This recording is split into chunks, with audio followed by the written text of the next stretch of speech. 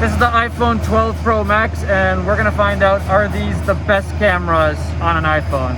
Sorry if you can't hear me very well. Let's get to it.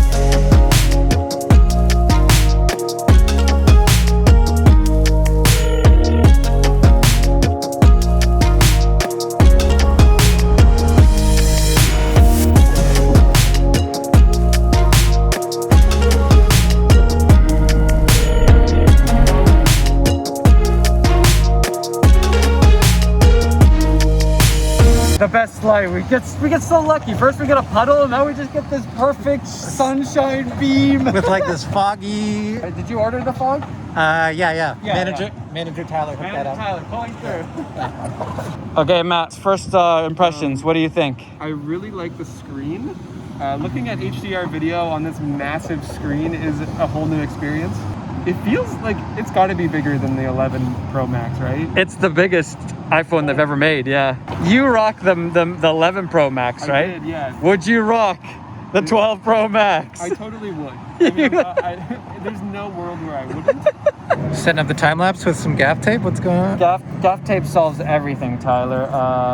Right now we don't have a way of NDing this thing, so we can get some long exposure time lapse. So we're gonna gaff tape. Bigger ND. Put it on here.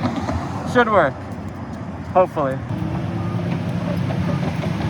Yeah, this is how you do it, right? Is this Apple approved? Alright, I got the ND on there. Let's hit the time lapse button.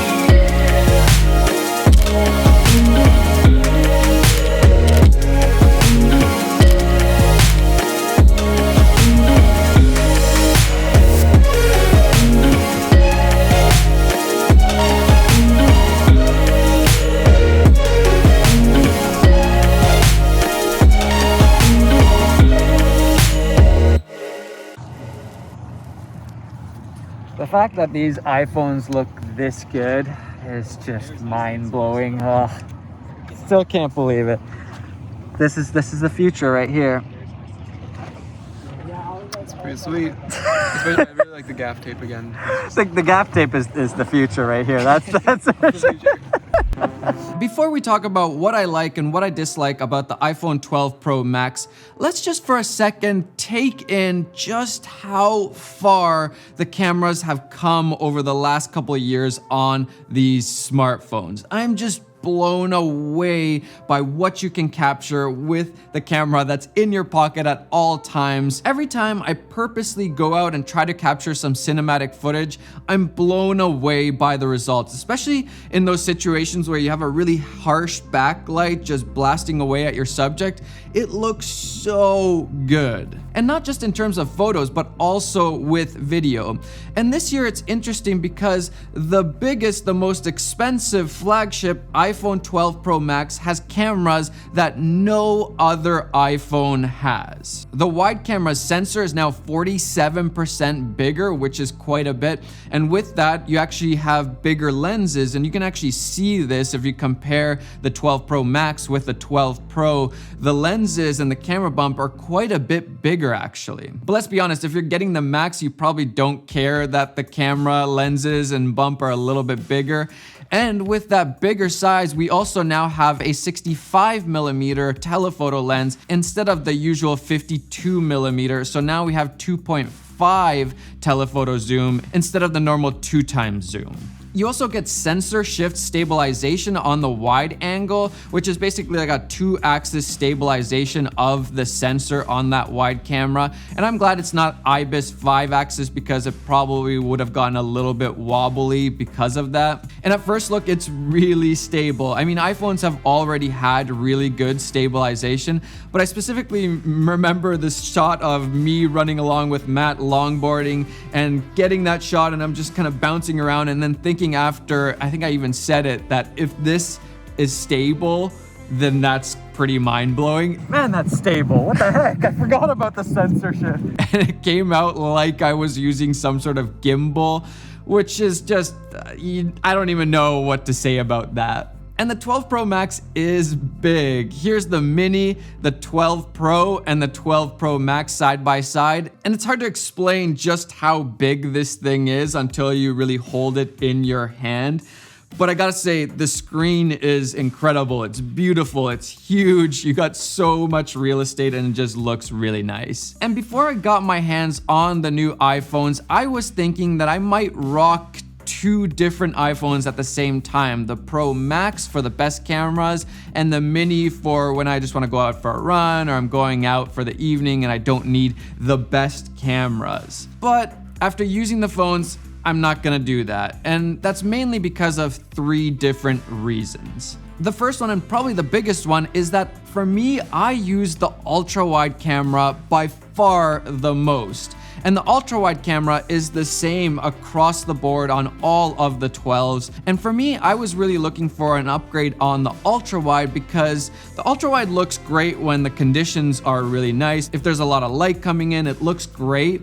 But then when the conditions aren't as good, if there isn't that much light, it falls apart really quickly. And in my opinion, the wide was already really great in almost all situations, so it didn't need really that much of an upgrade in my opinion, whereas the ultra wide could have definitely used it. But that might be a little bit biased because I do use the ultra wide the most out of all 3 cameras. And number 2, I wasn't seeing a crazy drastic difference between the cameras on the Pro Max and even the Mini. They kind of look the same in most situations. Unless you really pixel peep, then you're seeing some differences. But there isn't this drastic difference. And I think that's mostly because of computational photography. All of the magic processing that they're doing makes such a big difference that an increase in sensor size or a different lens doesn't make as big of a difference in this case. And I think that's just proof of how good their computational photography is in both photos and video. Again, the sleeper feature is the LiDAR. It's not really doing that much except for helping with focus at times and then AR capabilities. But for the most part, it's not really doing that much. So for me, the LiDAR isn't as much of a pull as I thought it was gonna be before I used the iPhone 12s. And number 3 is the size. I've never used any of the biggest Apple iPhones. They're just too big for me, and so going straight to the 12 Pro Max is a little bit daunting. And I was actually getting an issue where I would try to change the settings on the camera and nothing was happening. I was thinking like, why is this phone so laggy? But it was actually just my other hand touching the screen somewhere else just because this screen is so big. And I've never had that happen before, and it's just too big for me to take on, for example, a run. It's just a little bit too big for me. I prefer my phones to be a little bit smaller, but you do get the best battery life for the iPhone 12, so that could be a really big deal for some people. Don't get me wrong, it is an incredible phone, and if you like big screen phones, then you are in for a treat. The 12 Pro Max is incredible. I think the only thing that might change my mind is if the LiDAR gets some really cool uses like making portrait mode better or even a video portrait mode, which is what I was waiting for. But even then, I think I would just go with the 12 Pro instead of the 12 Pro Max. But again, that is just my personal preference. So those are my thoughts on the 12 Pro Max. I'm also gonna be doing a video on the Mini and then talking about which iPhone 12 I'm gonna end up with and why. So make sure you're subscribed to the channel and hit that notification bell. Thanks guys so much for watching. Have a great day. Matt's got the butt hand technique. I like it. Where do you get that butt hand technique from, Matt? What's that? That butt hand technique. Yeah, you see that? Yeah. Just holding my pants up so you know to crack. Let's see the stabilization. Yeah. But